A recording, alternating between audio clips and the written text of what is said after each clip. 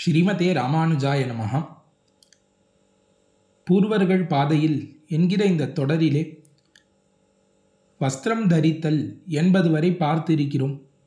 இதற்கு மேலே நித்தியானுஷ்டான பத்ததியிலே வரக்கூடியது திருமண் காப்பு தரித்தல். இப்போ ஒருவன் காலையிலே எழுந்து கொண்டு நீராட வேண்டும், நீராடிவிட்டு சுத்தமான வஸ்திரங்களை தரிக்க வேண்டும், வஸ்திரங்களை தரித்து கொண்டு திருமண் காப்பு எட்டுக்கொள்ள வேண்டும். இதுதான் அடுத்தபடியாக வரக்கூடியது. இந்த திருமண் காப்பை பற்றி சொல்ல வேண்டுமாகில், இந்த திருமண் காப்பை பற்றி சொல்வதற்கு நிறைய விஷயங்கள் உண்டு.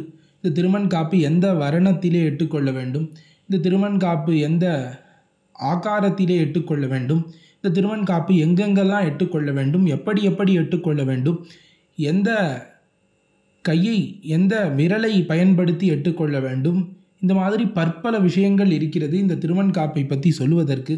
அது எல்லாவற்றையும் இவ்விடத்திலே நாம் தொடர்ந்து பார்க்க இருக்கிறோம். சதனுஷ்டான தர்ப்பணத்திலே ஆங்காங்கு தனித்தனியாக இருக்கக்கூடிய இந்த திருமண் காப்பு பற்றிய விசாரங்கள் எல்லாத்தையும் மொத்தமாக சேர்த்து நாம் இவ்விடத்திலே சில பகுதிகளிலே நாம் அனுபவிப்போம். அதில் முதல் விஷயம் என்னென்னா, திருமண் காப்புக்கு சம்ஸ்கிருதத்திலே ஊர்த்வபுண்ட்ரம் என்று திருநாமம். ஊர்த்வபுண்ட்ரம் அப்படின்னா என்ன என்பதை நாம் முதலிலே பார்ப்போம். ஸ்ரீ விஷ்ணு ஸ்மிருதியிலே ஊர்த்வகத்யாம் து யஸ்யேச்சா தஸ்யோர்த்வபுண்ட்ரம் உச்யதே ஊர்த்வம் கத்வா து தேவத்வம் பிராப்னுயாத்தி ந சம்சயா என்று பிரமாணம் கூறுகிறது. அதாவது எவனுக்கு ஊர்த்வகதியிலே, அதாவது மேல் நோக்கி போவதிலே விருப்பம் இருக்கிறதோ அவனுக்காக இருக்கக்கூடியது இந்த ஊர்த்வபுண்ட்ரம் என்பது.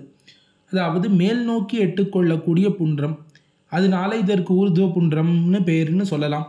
இல்லையாகில் நம்மை மேல் நோக்கி அழைத்து செல்லக்கூடியது, அதாவது பரமபதத்துக்கு அழைத்து செல்லக்கூடியது, பரமபதத்துக்கு வழிகாட்டக்கூடிய இந்த புண்ட்ரம், அதாவது நெத்தியிலே எட்டுக்கொள்ளக்கூடிய இந்த ஆகாரத்திலே பண்ணக்கூடிய அந்த திருமண் காப்பு நம்ம எங்கு அழைத்து செல்கிறதுனா மேல்கதி, உயர்ந்த ஸ்தானமாகிற பரமபதத்துக்கு நம்மை அழைத்து செல்கிறது. இதை நாரதீயத்திலே நம்மாலே பார்க்க முடிகிறது. ஊர்த்வம் நயதி யத் புண்ட்ரம் பிராணினஹா பாபகாரினஹா தஸ்யாக்கியா ஹ்யூர்த்வ புண்ட்ரேதி தஸ்மாத் தத் தாரயேத் புதஹா என்று பிரமாணம் கூறுகிறது. அதாவது புண்ட்ரகதவுன்னு தாத்து, புண்ட்ரயதி அப்படின்னா அடைவிக்கிறதுன்னு அர்த்தம். எங்கு? ஊர்த்வலோகம். இப்போது இருக்கிறதுலே உயர்ந்த லோகமான மேலே எல்லா இந்த சம்சார மண்டலத்தை கடந்து இருக்கக்கூடிய வைகுண்டத்திலே நம்மை சேர்த்து வைக்கக்கூடிய ஒரு விஷயம்தான் இந்த ஊர்த்வ புண்ட்ரம். ஊர்த்வலோகம் புண்ட்ரயதி பாபகாரினஹா கமயதீதி ஊர்த்வ புண்ட்ரம்னு சொல்லுவார்கள். இப்போ மேலுலகத்திலே யாதொன்று நம்மை அடைவிக்கிறதோ, இப்போ பாபமே தொழிலாக புரிந்த இந்த சம்சாரிகளை மேலுலகம் வைகுண்ட லோகத்திலே சேர்த்து வைக்கக்கூடியது தான் இந்த ஊர்த்வ புண்ட்ரம் என்று இவ்விடத்திலே பார்க்க முடிகிறது. ஆகையாலே இத்தாலே சொல்ல வருவது என்னன்னா, எவனொருவன் மேல் நோக்கி போக வேண்டும்னு ஆசைப்படுகிறானோ, அதாவது வைகுண்டத்தை அடைய வேண்டும்னு ஆசைப்படுகிறானோ, எம்பெருமானை அடைய வேண்டும்னு ஆசைப்படுகிறானோ அவனுக்காக இருக்கக்கூடியது இந்த ஊர்த்வ புண்ட்ரம். இதை அனைவரும் அவசியம் அணிந்து கொள்ள வேண்டும். இந்த ஊர்த்வ புண்ட்ரம்ங்கிறது ரொம்ப முக்கியமான விஷயம். இந்த ஊர்த்வ புண்ட்ரத்தை இன்னார் இணையார் அப்படின்னு சில பேர் மட்டும்தான் அணிய வேண்டும், சில பேர் அணியக்கூடாதுன்னு கிடையாது. பிரம்மச்சாரியாக இருக்கட்டும், கிரகஸ்தனாக இருக்கட்டும், சந்நியாசியாக இருக்கட்டும், எவனாக வேணாக இருக்கட்டும், விஷ்ணு பக்தர்கள் அனைவராலேயும் வைஷ்ணவர்கள் அனைவராலேயும் இந்த ஊர்த்வ புண்ட்ரமானது அணியப்பட வேண்டும். அவசியம் தாரயேத் புண்ணியம் ஊர்த்வ புண்ட்ரம் சுஷோபனம் என்று பிரமாணம் கூறுகிறது. இந்த ஊர்த்வ புண்ட்ரங்கள், அதாவது மேல் நோக்கி இடப்படக்கூடிய புண்ட்ரங்கள் பாரத தேசத்திலே பல காணப்படுகின்றன. இருந்தாலும் வைஷ்ணவர்களுக்குன்னு சில முறை இருக்கிறது. அதாவது வெள்ளை மண், வெள்ளை நிற மண்ணாலே எட்டுக்கொள்ளக்கூடிய திருமண் காப்பு. ஏன் இந்த வெள்ளை நிற மண்ணை எட்டுக்கொள்கிறோம்னா, ஷியாமம் சாந்திகரம் புரோக்தம் ரக்தம் வஷ்யகரம் பவேத் ஸ்ரீகரம் பீதமித்யாஹு வைஷ்ணவம் ஸ்வேதமுச்சியத்தேன்னு சொல்கிறது பிரமாணம். அதாவது ஒவ்வொரு நிறத்திலே எட்டுக்கொள்வதற்கு ஒவ்வொரு பிரயோஜனம் கூறப்படுகிறது. இப்போ ஷியாம நிறத்திலே எட்டுக்கொள்வது சாந்தியை ஏற்படுத்தும், இரத்த வர்ணத்திலே எட்டுக்கொள்வது வஷ்யகரம், அதாவது வஷ்யத்தையை ஏற்படுத்தும், ஸ்ரீகரம் பீதமித்யாகுஹு.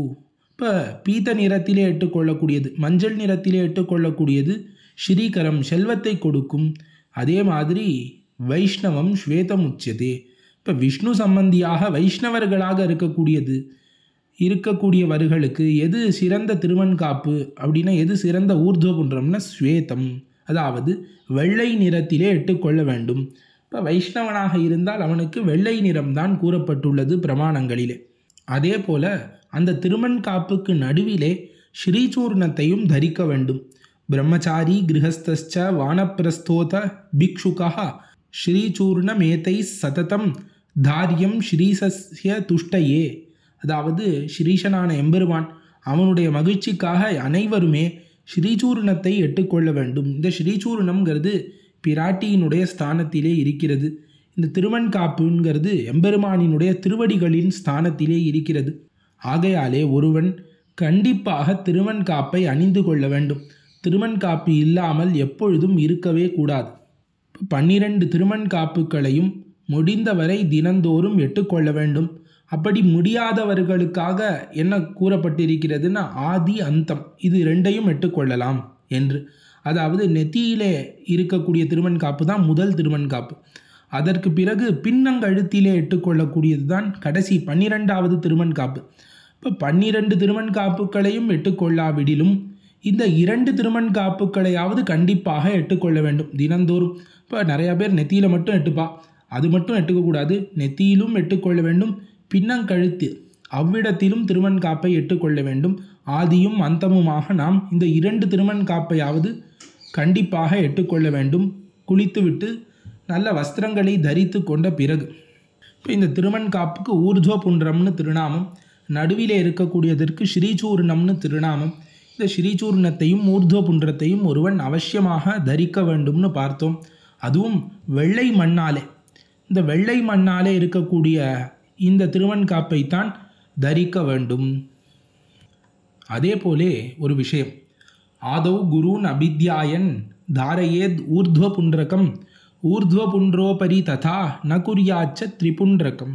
இப்போ திருவன்காப்பை எட்டுக்கொள்கிறோம்.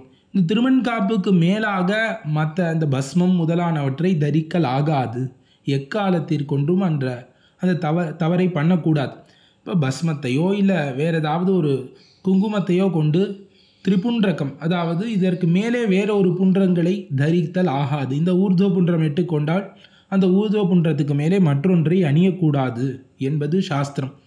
இதை எப்படி எட்டுக்கொள்ள வேண்டும், என்ன ஷேப்பில் இருக்க வேண்டும் திருவன்காப்பு, என்ன அளவிலே இருக்க வேண்டும், உடம்பிலே எங்கெங்கு எட்டுக்கொள்ள வேண்டும், இந்த மாதிரி பல விஷயங்கள் இருக்குது இந்த திருவன்காப்பை சம்பந்தப்பட்டு. இந்த திருவன்காப்பு சம்பந்தப்பட்டு இருக்கக்கூடிய விஷயங்கள் ஒவ்வொன்றாக பார்ப்போம். முதல்ல இந்த திருவன்காப்பு வெள்ளை நிறத்திலே இருக்கக்கூடிய அந்த மண்ணாலே, திருமண்ணு சொல்லப்படக்கூடிய வெள்ளை மண்ணாலே எட்டுக்கொள்ள வேண்டும்னு பார்த்தோம். அதற்கு என்ன பண்ண வேண்டும், கிழக்கு முகமாக முதலிலே அமர வேண்டும். அமர்ந்து கொண்டு இந்த திருவன்காப்பை நம்முடைய இடது கையிலே குழைக்க வேண்டும். இப்போ நாரதீயத்திலே சொல்லப்பட்டிருக்கிறது, வாமஹஸ்தே சுச்சிஷ்வப்சு நிகிருஷ்ய மிருதமுத்தமாம் பிரதக்ஷிணம் சமுத்தாப்பிய மூலமந்திரேன யோஜயேத் ஊர்துவ புன்றாணி குர்வீத கேசவாத்யைர் யதாக்கிரமம். அதாவது நம்ம என்ன பண்ணணும், நம்முடைய இடது கையிலே திருவன்காப்பை குழைக்க வேண்டும். இந்த திருவன் கட்டி இருக்கும், இல்லை திருவன் பொடி இருக்கும், அந்த திருவன்காப்பை குழைக்க வேண்டும். அது எப்படி குழைக்க வேண்டும்னா, நல்ல சுத்தமான ஜலம் எடுத்துக்கொள்ள வேண்டும். இப்போ அன்னைக்கு நம்ம புதிதாக கிணத்திலிருந்து எடுத்துக்கொண்ட ஜலமோ இல்லை புதிய ஜலத்தை, நல்ல ஒரு சுத்தமான ஜலத்தை, பெருமாள் திருவாராதனத்துக்கு என்ன ஜலம் எடுத்துப்போம், மாதிரி சுத்தமான ஜலத்தை எடுத்துக்கொள்ள வேண்டும். நாம் பாதி அருந்தி விட்டு மீதமுள்ள ஜலம், இந்த மாதிரியான ஜலங்களை எல்லாம் எடுக்கக்கூடாது. நல்ல சுத்தமான ஜலங்களை எடுத்துக்கொள்ள வேண்டும். அமர்ந்து கொண்டு எடுத்துக்கொள்ள வேண்டும் திருவன்காப்பு. இடது கையிலே அந்த ஜலத்தை விட்டு இந்த திருமண் கட்டியையோ பொடியையோ வைத்து குழைக்க வேண்டும். அந்த குழைப்பது பிரதட்சிண கிரமத்தில் குழைக்கணும். அப்பிரதட்சிணமாக குழைக்கக்கூடாது, பிரதட்சிணமாக குழைக்க வேண்டும். இது சாஸ்திரங்கள் கூறுகிறது. இந்த சமயத்தில் ஒரு சிஷ்டாச்சாரம் இருக்கிறது. சிஷ்டாச்சாரம்னு என்ன, நம்முடைய ஆச்சாரியர்கள்லாம் அனுசந்தித்து கொண்டு வந்தது. இந்த திருவன்காப்பு குழைக்கும் பொழுது அவர்கள் என்ன சொல்லுவார்கள்னா, ஸ்ரீசைலேஷ தயா பாத்திரம் தொடங்கி இந்த 5 தனியன்கள் அருளி செயலுக்கெல்லாம் முன்னாடி சேவிக்கிறோமே இந்த பத்தியங்கள், இந்த 5ஐயும் சேவிக்க வேண்டும்னு நமக்கு தெரிகிறது பூர்வர்களின் அனுஷ்டானத்திலிருந்து. அதாவது ஸ்ரீசைல வைபவம் கிரந்தத்திலே பட்டர்பிரான் முதலாய 11 கலை பயிற்சியிலும் ஷிட்டர்களாய் தினந்தோறும் திருமணிடு வேளையிலும் இட்டமுற உண்ணும் பொழுது தொன்கர நீர் ஏற்கையிலும் அட்டதிக்கும் விலங்குரைத்தார் ஆரியர்கள் அனைவருமேன்னு ஒரு பாசுரம். அதாவது இந்த பாசுரத்தில் என்ன கூறப்படுகிறதுன்னு, இந்த ஸ்ரீசைலேஷ தனியனை எங்கெங்கெல்லாம் சொல்ல வேண்டும் என்பது கூறப்படுகிறது. அதாவது பட்டர்பிரான் முதலாய 11 கலை பயிற்சியிலும் அருளிச் செயல்கள். இப்போ ஆழ்வார்கள் ஓதிய அருளிச் செயல்களை சொல்லும் பொழுது அதற்கு முன்பாக ஸ்ரீசைலேஷ தயாபாத்திரம் தீபக்தியாதி குணார்ணவம் யதீந்திர பிரவணம் வந்தே ரம்ய ஜாமாதரம் முனிம் லக்ஷ்மிநாத சமாரம்பாம்னு ஆரம்பித்து இருக்கக்கூடிய பூதம் சரஸ்ச வரைக்கும், அதாவது லக்ஷ்மிநாத சமாரம்பாம் யௌனித்யம் அச்சுத மாதா பிதா பூதம் சரஸ்சன்னு இந்த 5 தனியன்களையும் கண்டிப்பாக சொல்ல வேண்டும். அது மட்டும் இல்லாமல் சிட்டர்களாய் தினந்தோறும் திருமணிடு வேளையிலும் அப்படின்னு அந்த பாசுரத்திலே காட்டப்படுகிறது. ஆகையாலே திருமணிடு வேளையிலே இந்த பத்தியத்தை அனுசந்திக்க வேண்டும். எப்படி அனுசந்திக்க வேண்டும்னா, இந்த திருமணை குழைக்கும் பொழுது ஸ்ரீசைலேசன்னு ஆரம்பித்து ஸ்ரீமத் வராங்குஷமுனிம் பிரணதோஸ்மி நித்யம்னு சொல்லி இந்த குழைத்து முடிக்க வேண்டும். இது குழைத்து முடித்த பிறகு தான் இந்த திருமணை எடுத்து எட்டுக்கொள்ள வேண்டும் நெத்தி முதலான இடங்களிலே. இது மட்டும் இல்லாமல் இட்டமுறை உண்ணும் பொழுது அப்படின்னு உணவு அருந்துவதற்கு முன்பாக அந்த பரிசேச்சனம் பண்ணும்பொழுது அந்த கையிலே ஜலமுட்டு கொண்டு அப்பொழுது அந்த ஸ்ரீசைலேஷ முதலான தனியன்களை சொல்ல வேண்டும்னு சொல்கிறது. அது அந்த சமயம் வரும்பொழுது பார்ப்போம். இப்போ இதுதான் கிரமம் திருவன்காப்பு எட்டுக்கொள்வதற்கு. அப்போ இப்படி குழைத்து அதை எட்டுக்கொள்ள வேண்டும். எட்டுக்கொள்ளும் பொழுது எந்த விரலாலே எட்டுக்கொள்ள வேண்டும். பொதுவாக இப்போ அதுக்குன்னு சில வெள்ளி குச்சியோ இல்லை செப்பு குச்சியோ வைத்து கொண்டிருப்பார்கள்.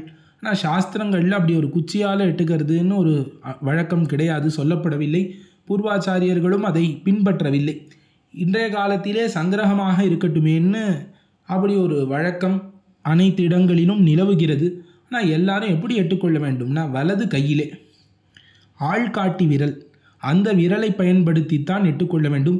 இந்த குங்குமம் வைத்து கொள்வதற்கெல்லாம் இந்த மோதிரம் விரலை பயன்படுத்துவார்கள். அந்த மாதிரி அந்த மோதிர விரலாலெல்லாம் எட்டுக்கொள்ளக்கூடாது. எட்டுக்கொள்ள வேண்டிய விரல் ஆள்காட்டி விரல். ஆள்காட்டி விரலாலே தான் எட்டுக்கொள்ள வேண்டும் திருவன்காப்பை. ஒவ்வொரு விரலாலே எட்டுக்கொள்வதற்கும் ஒவ்வொரு பலன் சொல்லப்பட்டிருக்கிறது. அதில் பரமை காந்திகளான ஸ்ரீ வைஷ்ணவர்களுக்கு ஆள்காட்டி விரல் தான் சொல்லப்படுகிறது. ஆகையாலே நம்முடைய இடது கையிலே திருவன்காப்பை குழைத்து நம்முடைய ஆள்காட்டி விரலாலே அதை எடுத்து நம்முடைய 12 அங்கங்களிலும் அதை எட்டுக்கொள்ள வேண்டும். 12 திருவன்காப்பை. ஸ்ரீசூர்ணத்தையும் அதே மாதிரி குழைத்து நாம் நம்முடைய ஆள்காட்டி விரலாலேயே 12 அங்கங்களிலும் தரிக்க வேண்டும். அடுத்த பதிவிலே இந்த திருவன்காப்பை எப்படி தரிக்க வேண்டும், நெத்தியிலே எந்த ஆகாரத்திலே இருக்க வேண்டும், உடல் பாகங்களிலே எந்த ஆகாரத்திலே இருக்க வேண்டும், எந்தெந்த இடத்திலே தரிக்க வேண்டும், ஒவ்வொரு திருவன்காப்புக்கும் எவ்வளவு அளவு என்பதையெல்லாம் பிரமாணங்களை கொண்டு விளக்கமாக பார்க்கலாம். ஆழ்வார் திருவடிகளே சரணம். எம்பெருமானார் திருவடிகளே சரணம். ஜீயர் திருவடிகளே சரணம்.